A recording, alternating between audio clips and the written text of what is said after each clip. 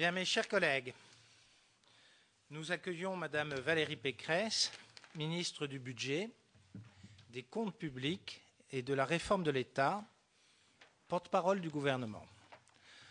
Je vous rappelle, Madame la Ministre, que conformément au terme de l'article 6 de l'ordonnance du 17 novembre 1958, relative au fonctionnement des assemblées parlementaires, votre audition doit se tenir sous serment et que tout faux témoignage est passible des peines prévues aux articles 434-13 et 434-15 du Code pénal. En conséquence, je vais vous demander de prêter serment, de dire la vérité, toute la vérité. Pour ce faire, vous lèverez la main droite et vous direz « je le jure ». Je vous en remercie. Alors, je vais vous passer la parole. Vous allez faire un exposé préliminaire, puisque depuis 2008, au cours de 10 auditions précédentes de la Commission, nous avons vu que c'était un peu une date de départ, je dirais, et de nombreuses mesures ont été prises. Donc, je vais vous passer la parole. Après, je passerai la primauté au rapporteur, M. Éric Bocquet, et puis aux autres membres de la Commission. Je vous en prie. Merci, Monsieur le Président, Monsieur le rapporteur, Mesdames et Messieurs les sénateurs. La lutte contre la fraude et l'évasion fiscale est une priorité du gouvernement depuis 2007. Tout simplement parce que c'est d'abord et avant tout une question de justice et d'équité. Les Français n'ont pas à payer l'addition fiscale que leur laissent tous ceux qui trichent en cherchant à échapper à l'impôt. Tout comme ils n'ont pas à accepter que des fraudeurs tentent, en toute illégalité, d'échapper à la redistribution des richesses ou même, comme aujourd'hui, à l'effort national de réduction des déficits publics. Donc notre détermination pour lutter contre cet incivisme intolérable est donc totale depuis 5 ans. Nous avons 3 maîtres mots, la dissuasion, le contrôle et la répression. Et parce que, sous l'impulsion du Président de la République, nous y consacrons des moyens considérables et sans précédent, eh bien ce combat, je crois que nous commençons à le gagner. En 4 ans, nous avons ainsi doté l'administration fiscale de moyens qui ne lui avaient jamais été donnés pour lutter contre la fraude et l'évasion fiscale, et notamment contre les fraudes les plus complexes et donc les plus coûteuses.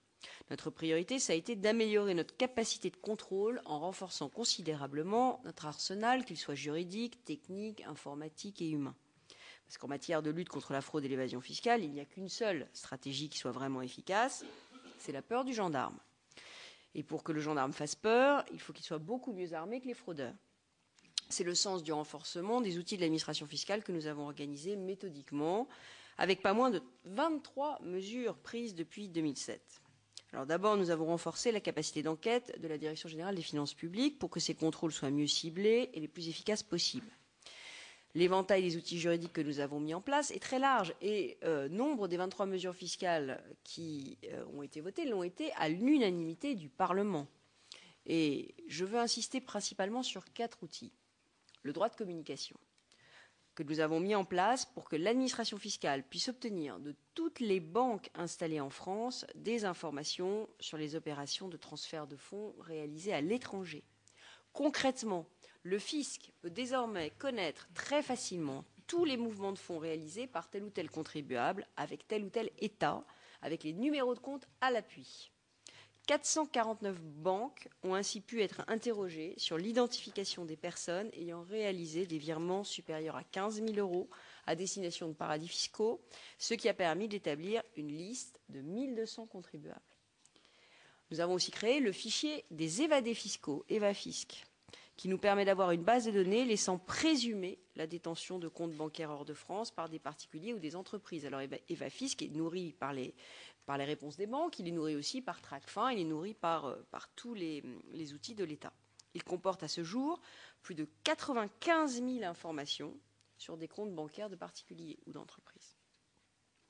La mise en place, le troisième outil, c'est la mise en place de la police fiscale. La police fiscale, elle permet désormais au fisc d'utiliser des prérogatives de police judiciaire, comme la mise sur écoute ou les perquisitions, lorsqu'il travaille sur des formes de fraude complexes. En moins d'1 an d'activité, ce sont déjà près de 60 affaires qui sont traitées par les 13 officiers fiscaux judiciaires de la DGFiP.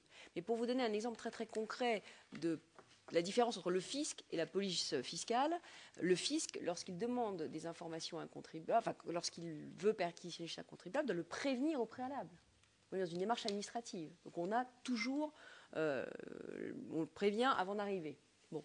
La police fiscale, elle, a le droit de perquisitionner sous le contrôle du juge, évidemment, sans prévenir. Donc vous voyez, c'est vraiment beaucoup plus efficace qu'un simple contrôle administratif du fisc ancienne manière. Enfin, les outils de lutte contre la fraude au carrousel de TVA.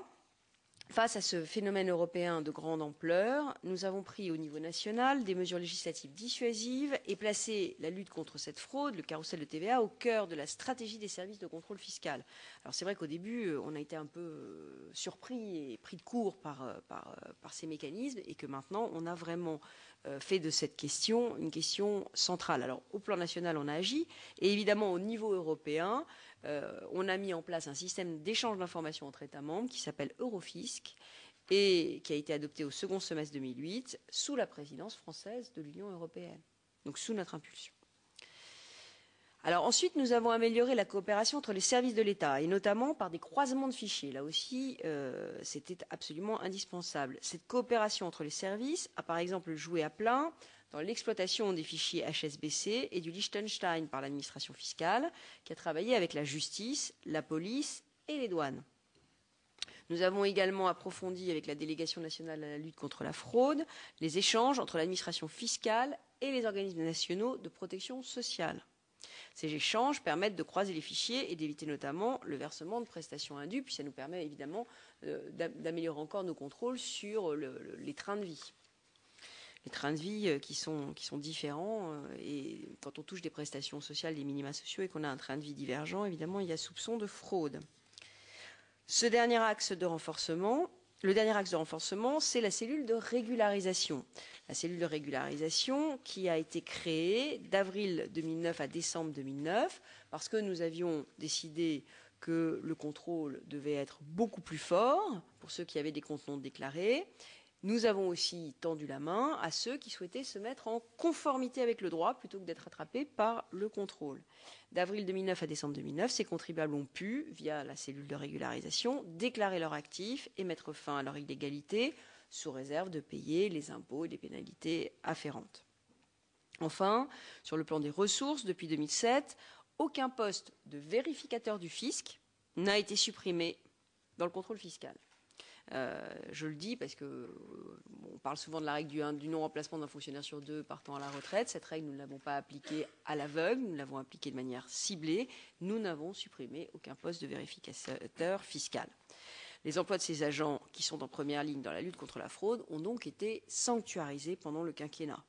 Nous avons su être cohérents. Lutter contre la fraude nécessite des outils juridiques adaptés, mais aussi des moyens humains. Ce sont donc 4 500 vérificateurs qui sont en charge de lutter contre la fraude et dont l'effectif a été stabilisé. Cet effort est d'autant plus important que sur la même période, c'est-à-dire depuis 2008, les effectifs de la Direction générale des finances publiques ont été réduits de 10%. C'est-à-dire 12 500 postes de moins. Donc on a fait moins 12 500 postes dans cette direction et on a sanctuarisé les 4 500 vérificateurs. Alors lutter contre l'évasion fiscale, c'est aussi mettre fin par la loi nationale au schéma d'optimisation en supprimant les trous dans l'assiette. Et je parle sous le contrôle de la rapporteure générale de la Commission des finances, mais elle sait que nous avons beaucoup comblé de trous. Le combat contre l'évasion fiscale ne se gagne pas uniquement par des moyens coercitifs.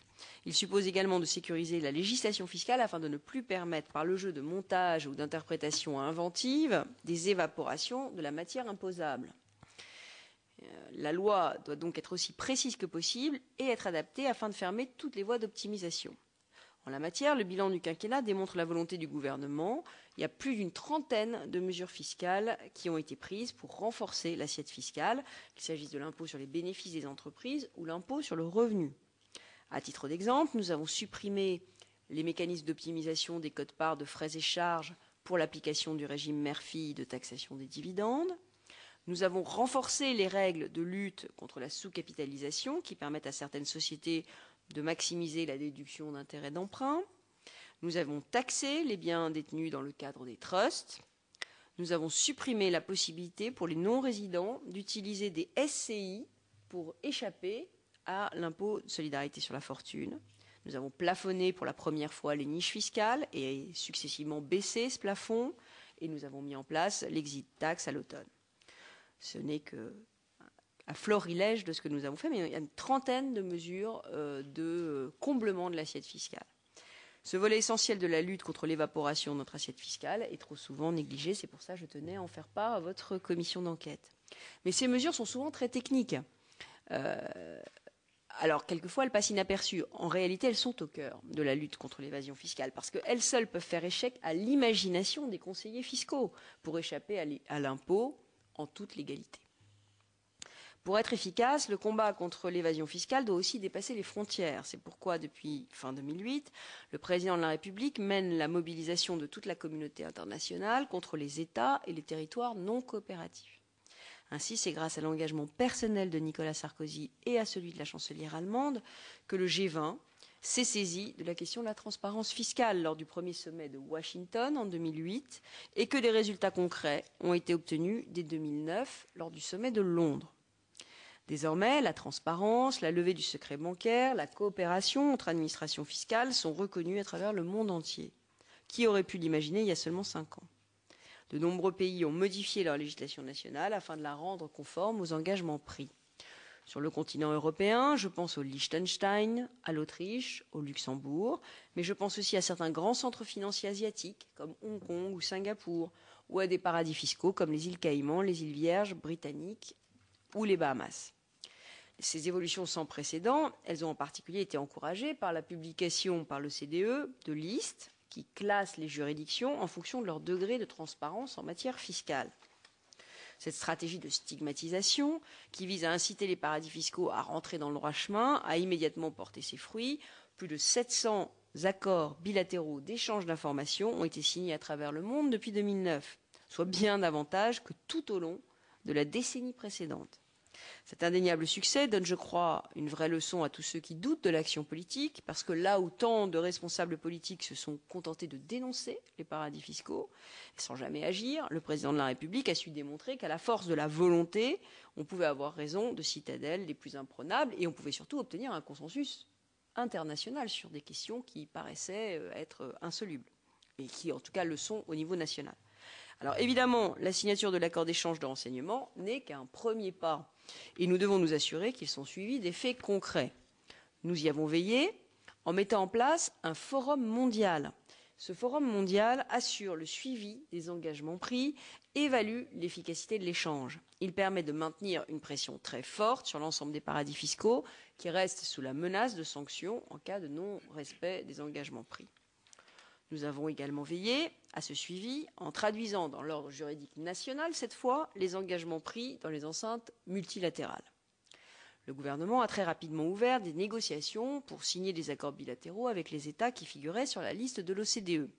Depuis cette date, 41 accords sont d'ores et déjà entrés en vigueur.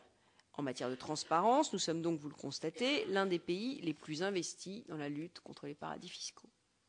Parallèlement, nous avons durci les sanctions fiscales pour les États et les territoires qui refuseraient d'être coopératifs. Si un État refuse d'être coopératif, il y a interdiction de principe de déduire les charges afférentes à des dépenses payées dans les États concernés. Pour une entreprise, ça peut représenter des coûts très importants de ne pas pouvoir déduire les charges afférentes à des dépenses payées dans les États concernés. Il y a la majoration des taux de retenue à la source des flux financiers à destination de ces États concernés. Donc on majore les retenues à la source de façon à leur faire perdre leur attractivité fiscale.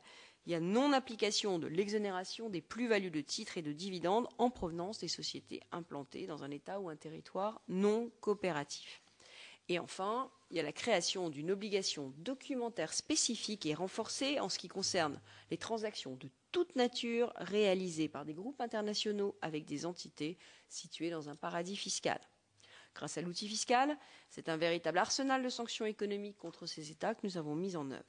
Les sanctions s'appliquent non seulement aux États identifiés par l'OCDE et qui n'ont pas signé d'accord avec la France, mais elles auront aussi vocation à s'appliquer, j'y insiste, à tous les États qui, avec le recul de l'expérience, n'appliqueraient pas les accords qu'ils ont signés avec la France. Parce que c'est trop facile, on signe un accord, puis après on ne l'applique pas, et puis on sort de la liste, et puis bon. Donc tous les États qui, avec le recul de l'expérience, n'appliqueraient pas ces accords de manière satisfaisante, nous restons plus que jamais vigilants. Nous allons évaluer chacun des accords et leurs applications, et s'il le faut, nous réinscrirons des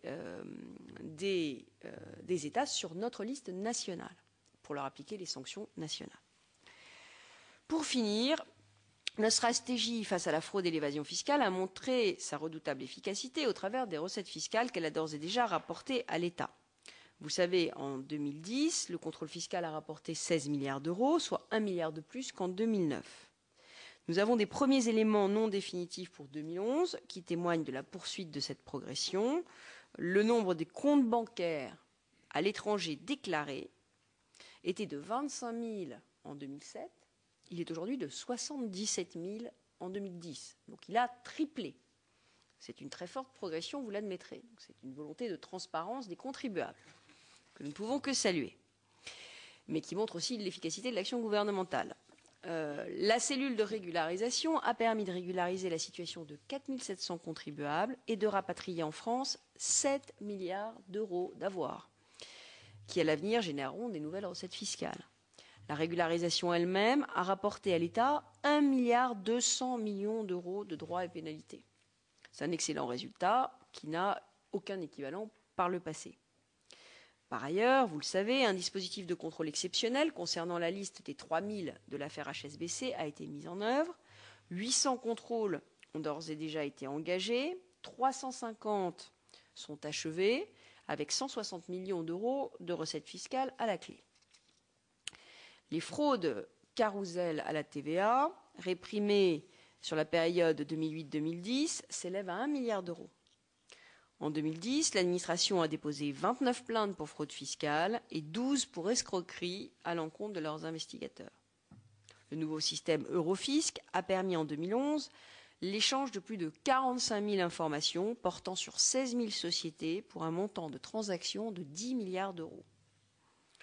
Bon, ces résultats vont bien évidemment encore s'accroître parce que tous les outils que nous venons de mettre en place vont monter en puissance et ils permettent à l'administration fiscale de planifier des contrôles de plus en plus ciblés. Parce qu'en réalité, c'est ça le sujet. Ce n'est pas le nombre de contrôles effectués, c'est de réussir à cibler le contrôle en amont pour que, évidemment, on tombe pile sur le fraudeur et que l'administration soit plus efficace.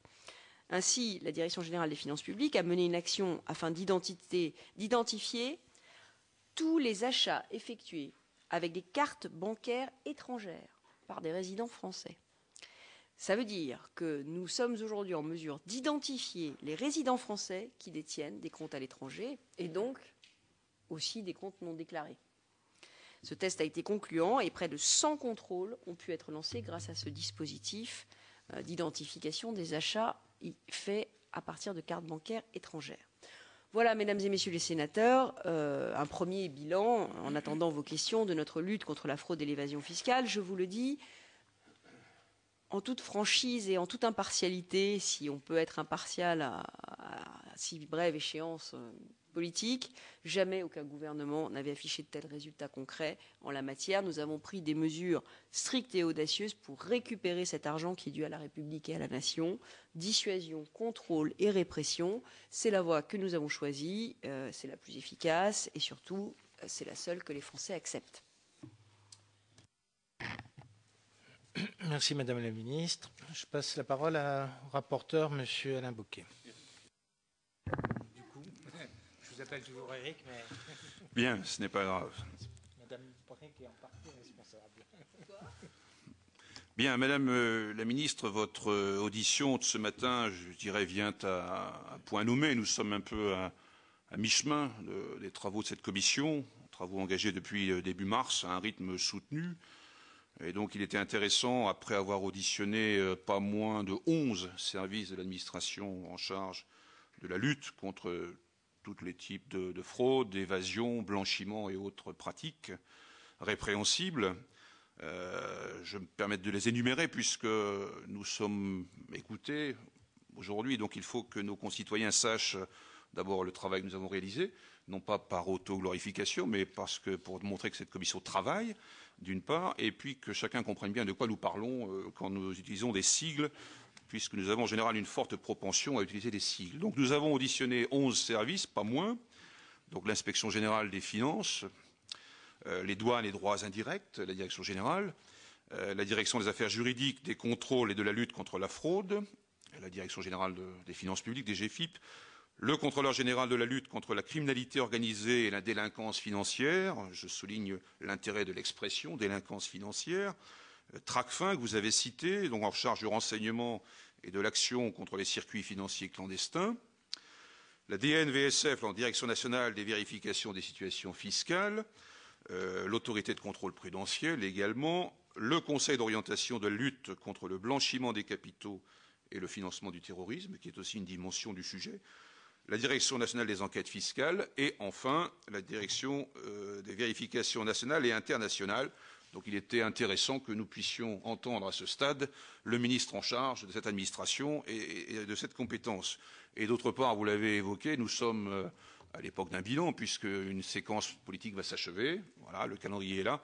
Et donc il était aussi intéressant que nous ayons un échange sur ce sujet qui a surgi dans l'actualité de manière très forte depuis quelques années avec cette crise financière, économique qui frappe la planète et donc a amené au goût du jour, entre guillemets, ce sujet de l'évasion fiscale qui indigne, qui choque, qui surprend. Et il était important, et c'est l'objet de cette commission, entre autres, de comprendre ces mécanismes, ces ressorts, d'en fixer l'ampleur, puisque c'est l'un des objets de la commission. Et évidemment, à terme, nous rendrons un rapport avec des propositions qui seront remises aux personnalités, services en charge des affaires, quels qu'ils soient, à l'issue de la séquence électorale qui est engagée.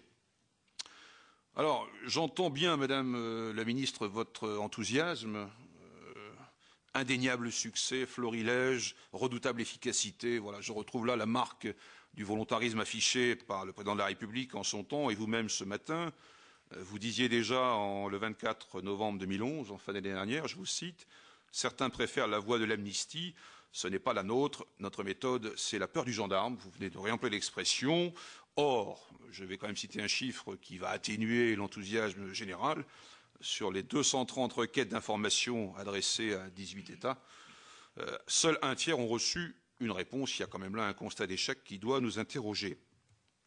Alors, je vais donc vous proposer une série de questions, et je procéderai en 3 temps, si vous le voulez bien, pour vous les soumettre, et ensuite laisser le soin à mes collègues sénateurs et sénatrices d'intervenir, puisqu'il faudrait éviter la monotonie et susciter plutôt l'interactivité, ce qui est toujours mieux dans un débat.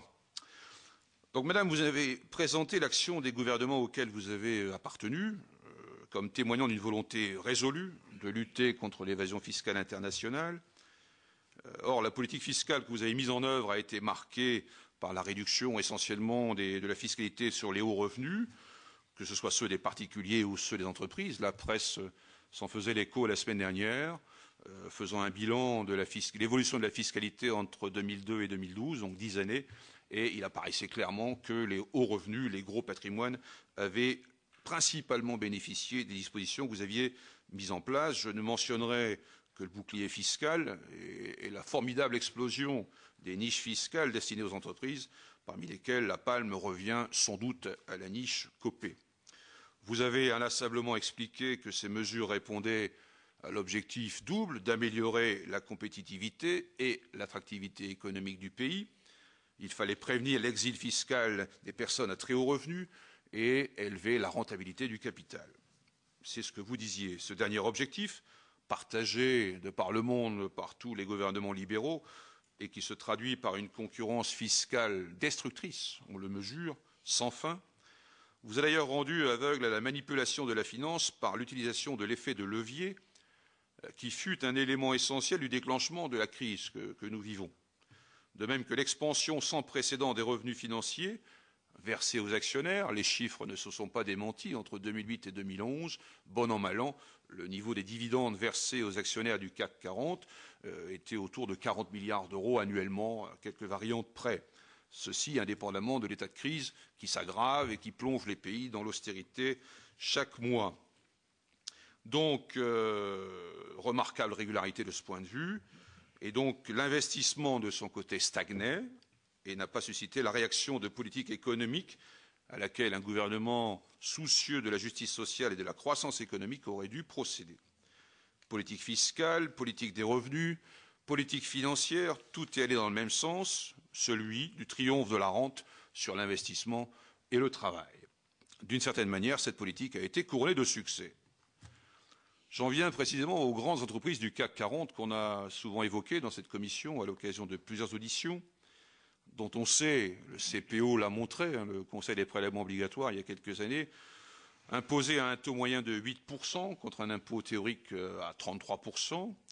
Les très hauts revenus se voient appliquer un taux moyen d'imposition de 15% pour leur part, fort éloigné du taux marginal supérieur tel que défini par le barème. Encore ce taux ne s'applique-t-il qu'à des revenus déclarés qui, selon nos premiers travaux, sont probablement assez loin de rendre compte de la véritable situation de revenus des personnes en cause. Mais pour le reste, les objectifs affichés pour justifier cette politique n'ont, selon nous, pas été atteints. Le déficit extérieur a explosé, la position financière nette de la France s'est considérablement dégradée et l'attractivité de notre territoire est moins bonne d'année en année. Les exilés fiscaux sont-ils revenus? Rien n'est moins sûr, d'après nos informations et d'après les échos récents de la part de certains avocats, conseils, fiscalistes, il semblerait qu'il y ait ces temps-ci une certaine recrudescence de l'activité dans ce domaine. N'avez-vous pas le sentiment que votre politique donc a échoué, compte tenu de la remise en cause partielle du bouclier fiscal et des annonces de Monsieur le Président de la République? Il me semble qu'on ne peut répondre que positivement à cette question, mais tout cela est bien tardif et improvisé. Je voudrais par ailleurs vous interroger sur des points précis de l'action prétendument conduite pour lutter contre la fraude et l'évasion fiscale internationale. En premier lieu, pouvez-vous nous indiquer, Madame la Ministre, à combien vous la chiffrez, cette évasion fiscale, et quels en sont les enjeux fiscaux pour notre pays? Ensuite, et par ailleurs, donc, s'agissant de la lutte contre la fraude fiscale internationale et l'évasion fiscale abusive, je voudrais connaître le montant et la répartition des redressements ainsi que des pénalités auxquelles elles ont pu donner lieu au cours des 10 dernières années. Quel est le bilan du volet pénal de cette action du gouvernement? Voilà, je m'arrêterai à ce stade pour vous laisser le soin de répondre à ces premières questions. Madame la Ministre, merci. Chiffrage, je vais me tourner vers mes troupes parce que vous me demandez des chiffres très précis sur les 10 dernières années. Donc je pense qu'il faut que ça travaille. Nous ne les avons pas ou nous les transmettrons? Nous allons les transmettre à la commission, parce que c'est des chiffres extrêmement précis, extrêmement détaillés, donc nous vous les donnerons tous.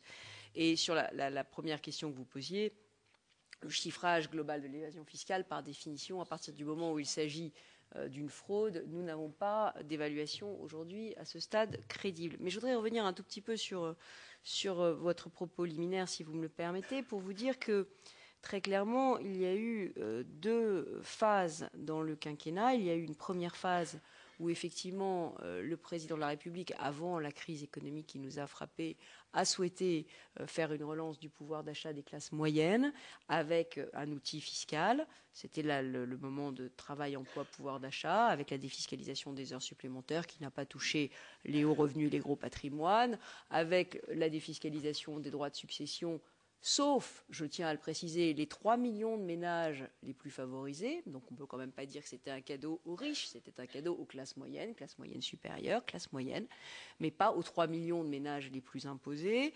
De même, je ne crois pas qu'on puisse dire que la défiscalisation des intérêts d'emprunt pour l'achat d'un premier logement soit un cadeau fiscal fait aux plus riches. Quand on n'est pas propriétaire de son logement, on ne fait pas partie des riches. On est dans la classe moyenne, là encore, qui essaye de devenir propriétaire. C'était la France de propriétaires qui était chère au président, enfin, qui est chère au président de la République. Donc je crois qu'il y a eu effectivement cette première phase, à laquelle il faut inclure le bouclier fiscal, mais j'y reviendrai.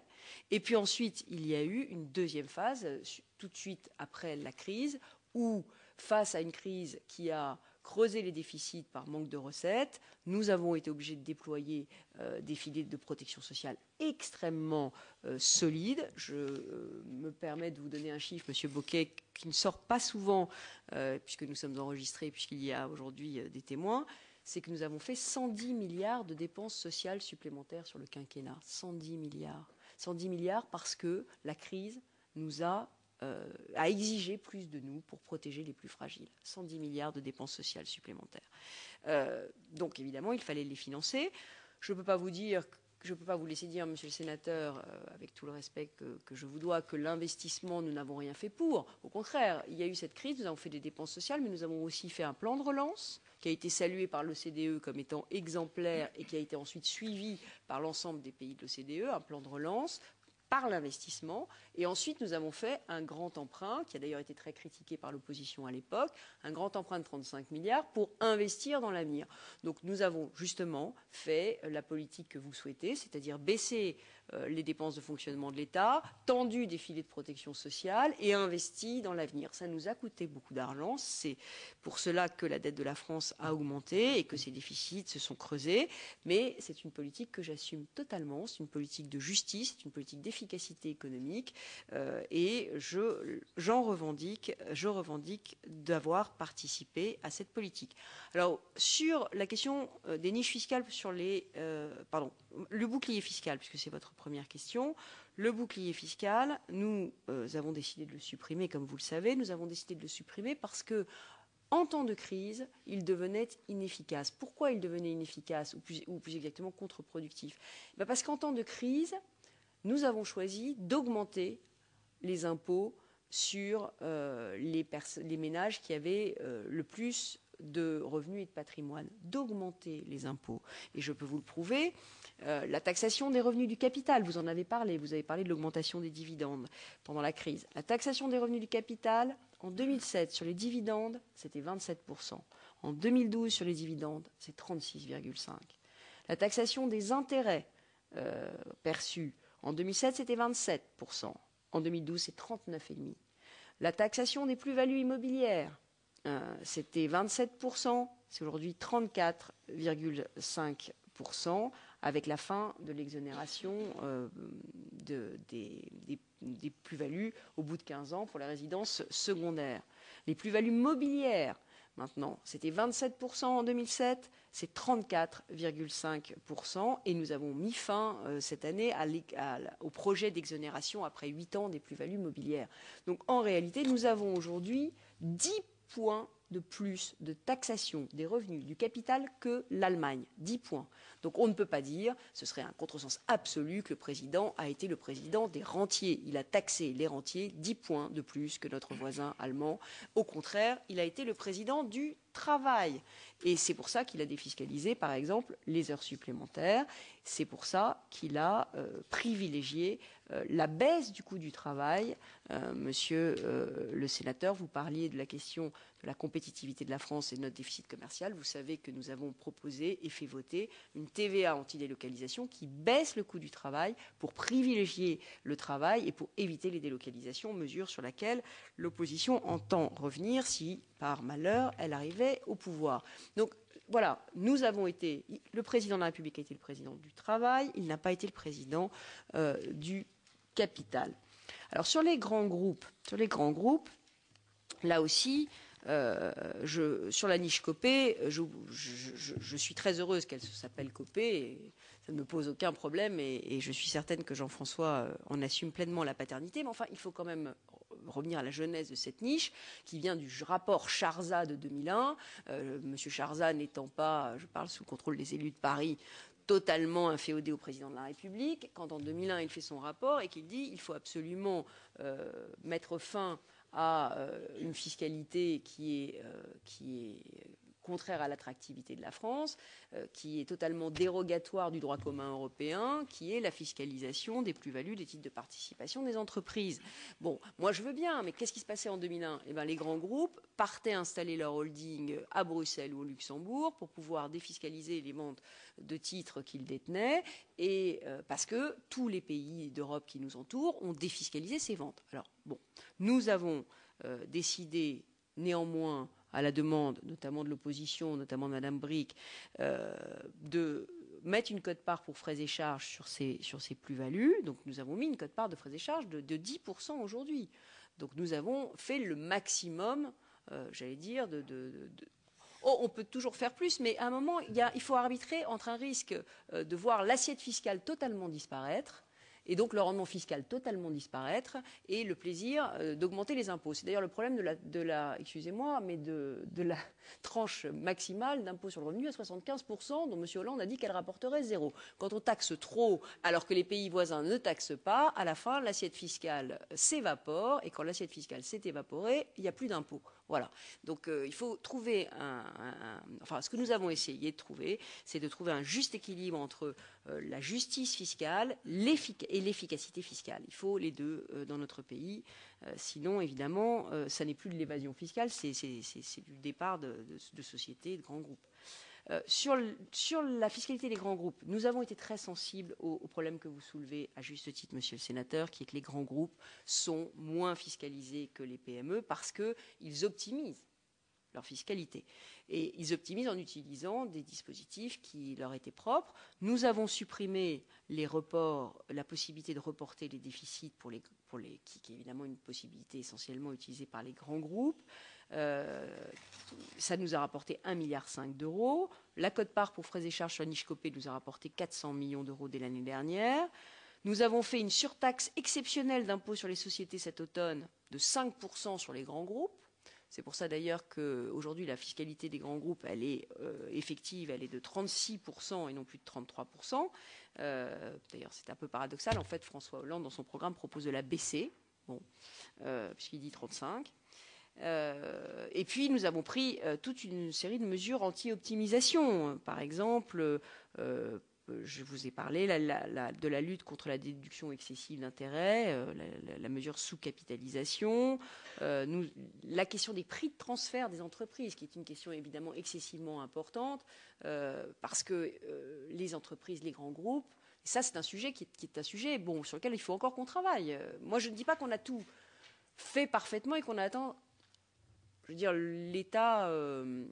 l'état optimal des choses. D'ailleurs, votre commission d'enquête est là pour nous permettre d'améliorer encore la situation et d'avancer plus loin. Et j'imagine que vous nous ferez des propositions très pertinentes et très intéressantes pour cela. On n'est pas encore à la phase ultime où je pourrais vous dire, effectivement, tout est transparent, on sait tout sur tout, plus personne ne fraude. Ça, c'est pas vrai. Ce que je vous dis, c'est qu'on a vraiment essayé d'aller dans la bonne direction, et je crois qu'on y a été sur l'obligation de documenter sur les prix de transfert. C'est important. Bien, Madame la Ministre. Alors, pardon, il y avait une toute dernière question de M. Bocquet à laquelle je n'ai pas répondu, mais je ne veux pas qu'il croie que je n'y réponds pas. Non, les exilés fiscaux ne sont pas revenus, M. Bocquet, et si certains Français préparent leur départ, je ne pense pas que ce soit à cause des mesures du gouvernement. Mais c'est vrai que les exilés fiscaux ne sont pas globalement revenus, mais sans doute parce qu'il existe un risque politique en France et que, voilà, ça s'appelle le risque de l'alternance peut-être, mais je ne sais pas. Enfin, en tout cas, ce n'est pas avec une mesure comme les 75% que les exilés fiscaux reviendront. Voilà, monsieur le rapporteur, vous avez une réponse complète, mais alors je suppose que vous avez d'autres questions, mais peut-être qu'on pourrait revenir sur le sujet plus strict de la commission sur l'évasion et profiter d'une certaine interactivité entre les membres de la commission. Autrement, à questions très complètes et très vastes, on risque d'avoir des réponses très complètes et très vastes. Excusez-moi. Oui, avant de passer la parole aux collègues dans la salle, effectivement, je voudrais revenir sur le bouclier fiscal que vous venez d'évoquer, Madame la Ministre, et en souhaitant avoir quelques précisions sur la manière dont l'administration fiscale a mis en œuvre ce bouclier fiscal. Parce qu'il est quand même troublant de constater que certains contribuables, parmi les plus fortunés de France, aient reçu des remboursements du Trésor public de l'ordre de plusieurs dizaines de millions d'euros au titre du bouclier fiscal, précisément avant de se voir signifier des redressements fiscaux, eux-mêmes équivalents au même montant de plusieurs dizaines de millions d'euros. Alors, ma question est la suivante. Est-ce que vous pourriez nous indiquer si, avant de faire bénéficier un contribuable de ce dispositif, du bouclier fiscal, l'administration a systématiquement pris la précaution de vérifier l'état de sa situation financière et la sincérité de ses déclarations patrimoniales? Alors, plusieurs choses pour vous répondre. D'abord, vous dire que, bien évidemment, nous avons mis en place un système de contrôle des contribuables à fort enjeu. Les contribuables à fort enjeu sont contrôlés très régulièrement. Il faudrait que j'ai tous les 3 ans. Alors, à fort enjeu, ça veut dire qu'on a plus de...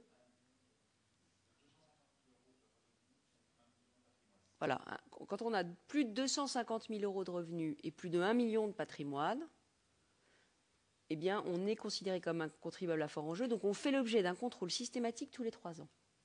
Alors, évidemment, le sujet pour nous, c'est les très gros fraudeurs, parce que les très gros fraudeurs utilisent des mécanismes qui sont d'une complexité redoutable pour le fisc. Et donc certains, je ne peux pas, là encore, je suis sous serment, je vous dis vraiment les choses telles qu'elles sont, il y a certainement des gens qui, malgré un contrôle fiscal, échappent à l'administration, mais ils sont contrôlés.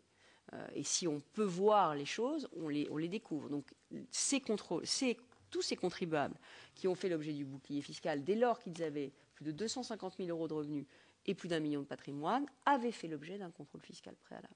Ça, c'est la première chose. La deuxième chose, c'est qu'évidemment, je dois opposer le secret fiscal à toute demande individuelle d'information sur la situation d'un contribuable ou d'un autre. Donc je ne pourrai pas répondre. On voit bien à quel contribuable vous faites allusion. Donc je ne répondrai pas sur la situation de ce contribuable-là. Il faut que vous sachiez qu'il n'y a plus de cellule fiscale au cabinet du ministre aujourd'hui. C'est-à-dire que le ministre aujourd'hui ne donne plus aucune directive en matière de contrôle fiscal. L'administration fiscale est aujourd'hui pleinement en charge. C'est la circulaire Barouin du 2 novembre 2010. S'agissant des programmes de contrôle, je vous la lis, j'entends que l'administration fiscale fasse entièrement son affaire, sous l'autorité de son directeur, de la détermination des contribuables, entreprises ou particuliers dont la situation fera l'objet d'un examen particulier. Vous me tiendrez informé des dossiers susceptibles d'avoir un retentissement médiatique. Je m'abstiendrai de toute intervention, que ce soit dans le choix des contrôles, le cours des investigations ou les éventuelles décisions de poursuite pénale. C'est la circulaire Barouin, que j'ai continué de mettre en œuvre à mon arrivée dans les fonctions de ministre du Budget.